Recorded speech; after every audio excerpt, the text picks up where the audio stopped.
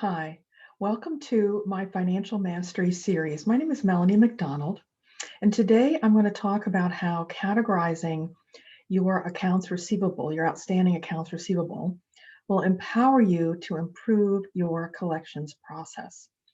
So, how exactly does this work? Well, currently, you probably have an aging, and that is, of course, a kind of categorization. That is taking your accounts receivable and saying who owes you, how much money, and how old is that debt. So that is one level of categorization, and it's a very important level, but it's not the only one to use if we want to improve our collection process.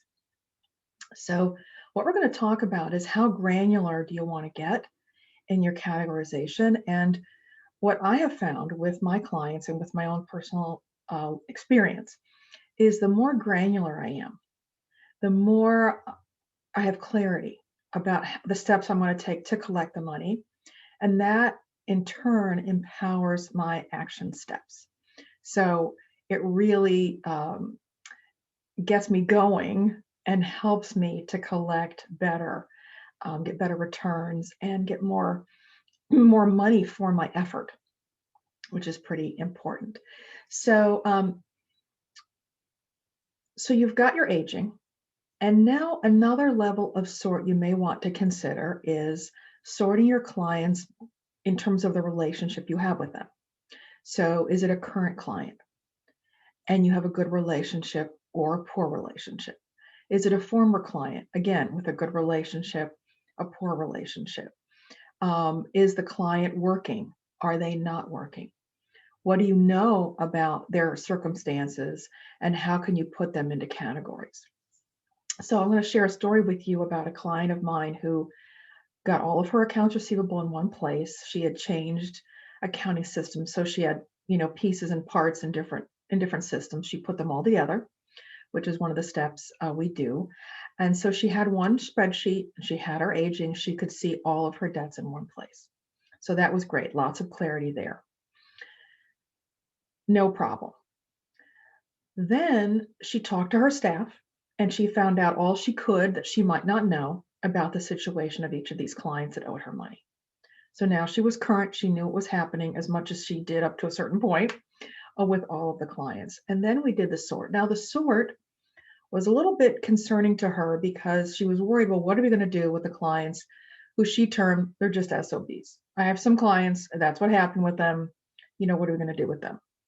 So the first thing we do with them is they're just in their own category.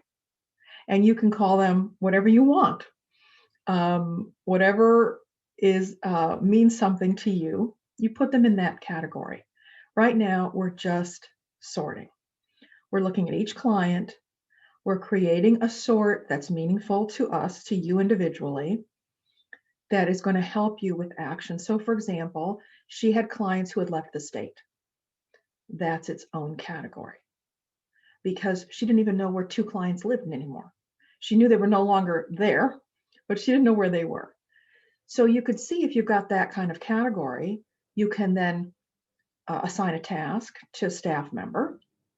Let's find these two clients. And then there are discrete steps that can be taken. And it helps because they're no longer in the category of something for her to do until they could be located, right? Not enough information. Where are they? So when we finish the sort, then these action steps can be assigned appropriately. And by the end of the process, she had decreased her receivables by more than 50% within 6 to 8 weeks. So it was real bang for her buck, and it felt really good. But we have to sort because otherwise it can just feel like a heap of stuff. And good organizers always suggest you sort, and it's true in a lot of organizational systems, and we're going to use that for our work as well. So some other sorts you might want to consider, you have clients who have been on a payment plan, former clients who have been making payments, and then maybe 2 months ago they stopped. So we don't know what's up with them.